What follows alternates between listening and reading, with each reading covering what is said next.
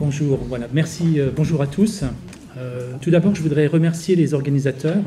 Alors, je ne fais pas les présentations protocolaires, hein, on va s'en dispenser parce qu'on a un quart d'heure, on va essayer d'être assez concis, précis et rapide dans nos propos. Mais je voudrais remercier les organisateurs de nous avoir permis de commencer en début d'après-midi parce que notre première mission, c'était normalement de vous ouvrir l'appétit. Sauf à midi, vous avez dit la fin. Donc voilà, donc ça nous permet un petit peu de... Alors là, par contre, on a un autre défi, c'est que nous sommes à l'heure de la sieste, donc on va essayer de ne pas vous chanter une berceuse et d'être relativement dynamique pour que la présentation soit efficace et assez dynamique. Alors, déjà pour vous dire, avant de rentrer dans le vif du sujet, que nous avons eu des interventions de personnes éminentes ce matin. Nous sommes beaucoup plus modestes, voilà, on va le faire à notre petit niveau, si on veut dire, hein, pour vous présenter un peu les zones rurales de l'Académie de Dijon. Mais voilà, on a été très intéressés par tous les propos de ce matin, donc merci aux différents intervenants. Mais nous restons très modestes par rapport à ce qu'on va vous présenter. Alors, au niveau des zones rurales, donc plusieurs parties, et je suis assisté de M. Lounès qui est l'expert. En fait, quand c'est facile, c'est moi qui parle, et quand ça devient compliqué, je lui passe la parole. Et pour les questions, ce sera pareil. Moi, je ne réponds qu'aux questions faciles. Alors, sur les différentes choses qu'on va vous présenter. Tout d'abord, une typologie des communes. On en a déjà un petit peu parlé ce matin, mais là, on va vous projeter la carte de l'Académie de Dijon. C'est bien l'Académie de Dijon, ce territoire-là. Et vous verrez, c'est assez intéressant. Et on va également vous présenter on va après faire une focale sur les zones rurales, et notamment la répartition de la population dans ces différentes zones rurales, la répartition des élèves, que ce soit élèves, collèges et lycées, parce que ça, c'est aussi des éléments importants. On va faire le lien avec les résultats des élèves. On a déjà un petit peu parlé ce matin, mais là, on va vous donner des indicateurs, des chiffres au niveau de l'Académie de Dijon. Alors, c'est bien l'Académie, hein, on n'a pas fait de différence entre les départements, en tout cas pour l'instant, mais au niveau de l'Académie, vous verrez que c'est intéressant de l'observer. Et ensuite, quelques mots, mais on en a déjà beaucoup parlé ce matin, sur effectivement, on parlait du terme d'ambition, même si ce terme-là, effectivement, a peut-être à faire évoluer, mais également de l'orientation des élèves. Voilà. Donc, on démarre. Donc, vous voyez, là, c'est compliqué, donc je passe la parole à M. Lounès.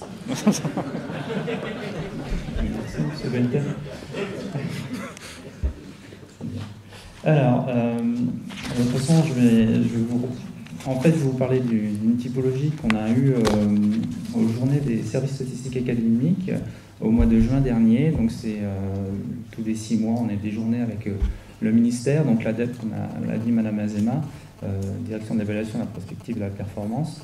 Et ils nous ont présenté donc, une typologie des communes qu'ils ont fait effectivement dans ce cadre du rapport dont on vous a parlé ce matin.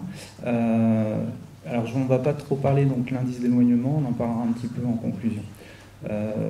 Donc, M. Liotard ce matin a parlé effectivement de 3 zonages outils de l'INSEE qui sont souvent utilisés pour définir l'urbain. En fait, donc on a les zonages en unité urbaine. Donc, pour vous rappeler, en fait, ce sont des zonages dont le principal critère est la population et la continuité du bâti. On ne va pas rentrer dans les chiffres, dans le périmètre, mais voilà, on a vu la carte ce matin. Après, on a toujours pareil, la grille communale de densité.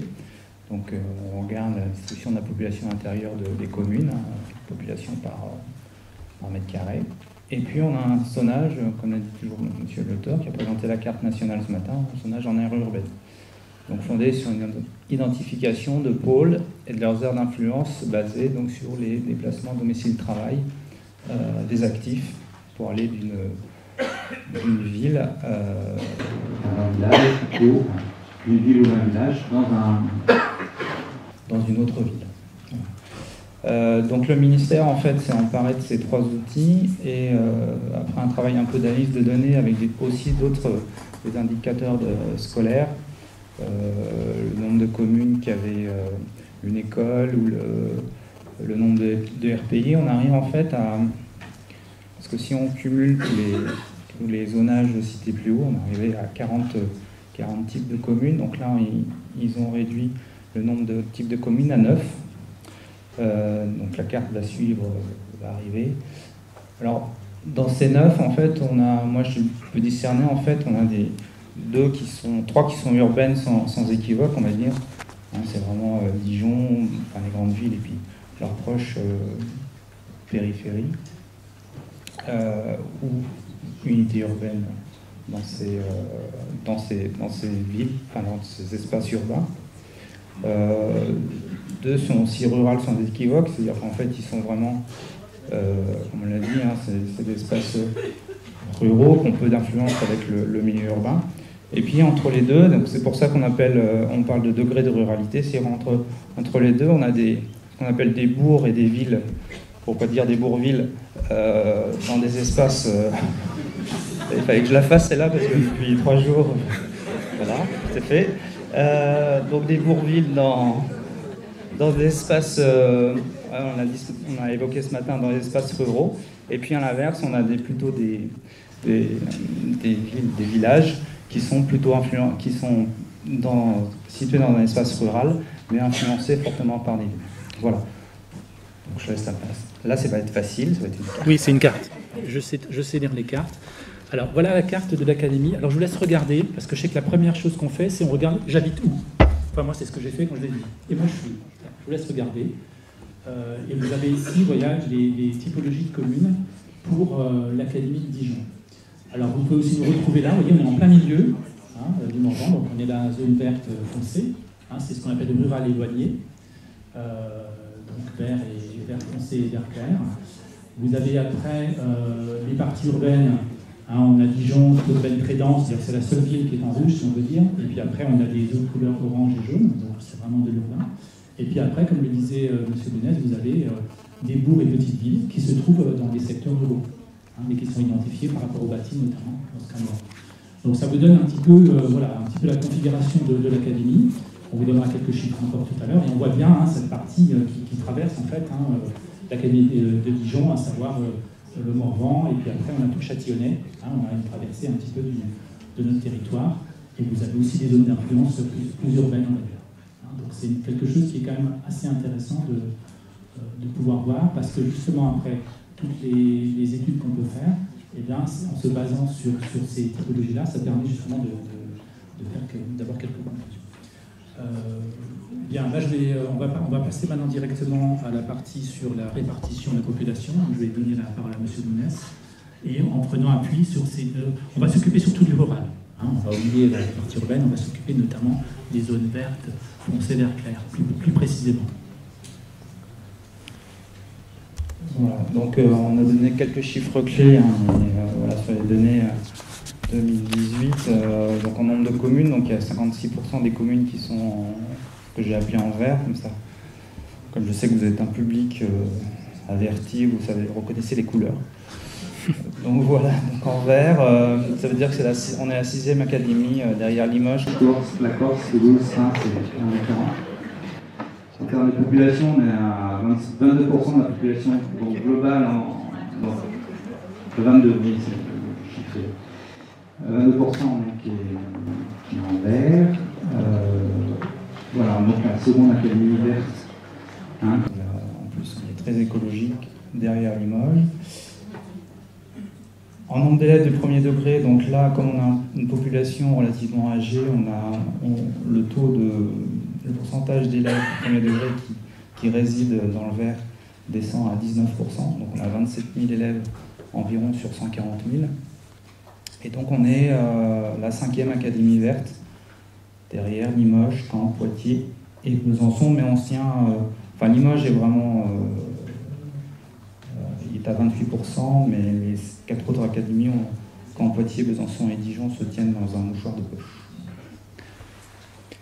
Et juste par rapport à ça, si je peux me permettre, voilà, ce qui est la caractéristique quand même de notre académie, vous voyez, quand vous regardez en termes de population, de nombre d'élèves du premier degré, comme le disait M. Bounès, quand on regarde Limoges, voilà, en population, donc c'est une académie qu'on va appeler verte, et en nombre d'élèves du premier degré, on est à peu près sur le même rapport, c'est-à-dire ils sont en première position. Par contre, dans notre académie à nous, on a en deuxième position au niveau de la population, par contre, en nombre d'élèves, on est un peu après. Ce qui veut dire que dans nos secteurs ruraux, il y a moins d'élèves, plus de population peut-être un peu plus vieillissante. C'est affiné bien sûr tout ça, surtout au niveau académique, mais c'est quand même une observation qu'on peut faire par rapport à ça.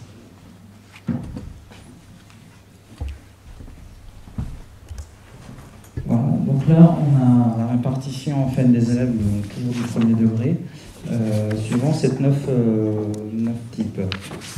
Donc on a on va dire, plus rural au plus urbain. Et donc on voit donc, ce qui est en orange, c'est les bonnes couleurs, c'est l'académie, et ce qui est en bleu, c'est la France métropolitaine.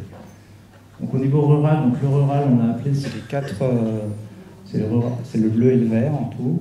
Donc on est à 46% des élèves contre 22% au niveau France métropolitaine. Et donc là où on a une surreprésentation des élèves, c'est dans le rural éloigné. Dans les quatre types, on est surreprésenté, notamment aussi en rural périphérique peu dense, on est à 23%. Voilà, et là on est sous-représenté, c'est une rural très dense, c'est Dijon, mais voilà, pas forcément une Dijon n'est pas forcément une importante ville, c'est une ville de taille raisonnable, comme l'a dit monsieur Joly ce matin. Oui. Voilà, alors après quelques chiffres sur les collégiens. Donc toujours pareil, on a 20% des collégiens qui résident dans le Vert, donc voilà, on est à peu près au 5e. Et ce qui est intéressant, c'est qu'après on a regardé, on a fait la répartition entre les lycéens généraux et technologiques et puis les lycéens professionnels. Et on voit que le taux pour les lycéens généraux et technologiques, c'est voilà, en termes d'orientation, à partir de la 3e, on commence à avoir des indices, puisque le taux de lycéens en GT résidant dans le Vert diminue à 18%, alors qu'il reste à 20% au niveau des lycéens professionnels. Voilà, maintenant quelques résultats. Au sortir de l'école primaire. Donc on est sur des évaluations 6e. Et donc on a mis vous avez trois lignes. Bon, français, mathématiques. Après, on a les élèves des collèges de communes vertes, donc rural éloigné, et des élèves de communes bleues, un petit erreur de typologie, de typographie, mais c'est donc le rural un petit peu plus proche, on va dire, des villes. Alors qu'est-ce qu'on peut observer? C'est assez intéressant, on va regarder au niveau notamment du français, mais en mathématiques on a à peu près la même chose. C'est-à-dire qu'on va regarder la maîtrise insuffisante, la très bonne maîtrise et la maîtrise satisfaisante. Dans la très bonne maîtrise, on observe donc dans les communes vertes, on a effectivement un écart par rapport à l'ensemble des élèves. On est sur la très bonne maîtrise. Par contre, sur la maîtrise satisfaisante, ça s'inverse. C'est-à-dire que les compétences globalement sont quand même bonnes. Sur la maîtrise insuffisante, on a un petit écart aussi entre vert et l'ensemble des élèves, c'est-à-dire que dans les communes vertes, donc rurales éloignées, on a les élèves, on va dire, acquièrent mieux, enfin on a moins d'élèves en très grande difficulté, avec une maîtrise vraiment insuffisante. Et on retrouve un peu la même chose en mathématiques. Ce qui veut dire, en fait, en conclusion, c'est que les élèves des communes rurales éloignées apprennent aussi bien que les élèves qui sont dans les autres zones. Ça, c'est une première observation.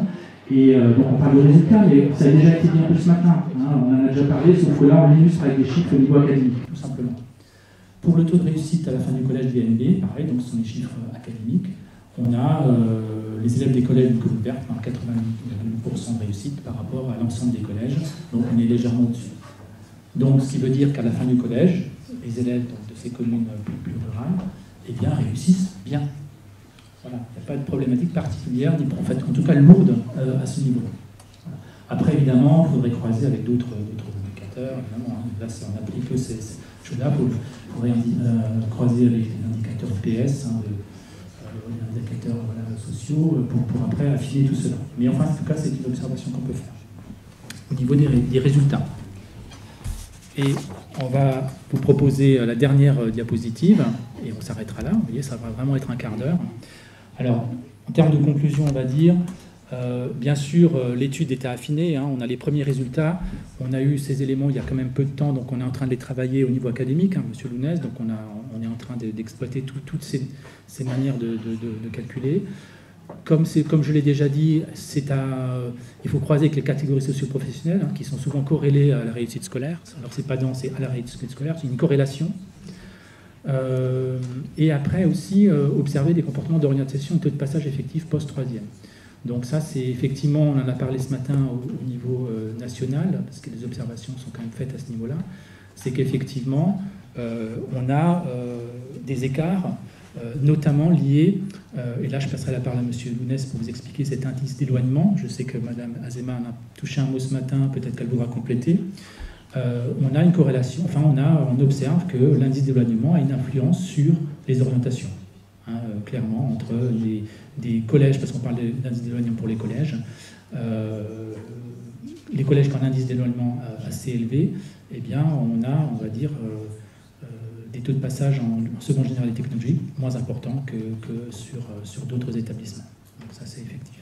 Alors peut-être quelques mots sur l'indice d'éloignement, même si on n'a pas des chiffres académiques sur la question. Si vous voulez, parce que c'est très technique.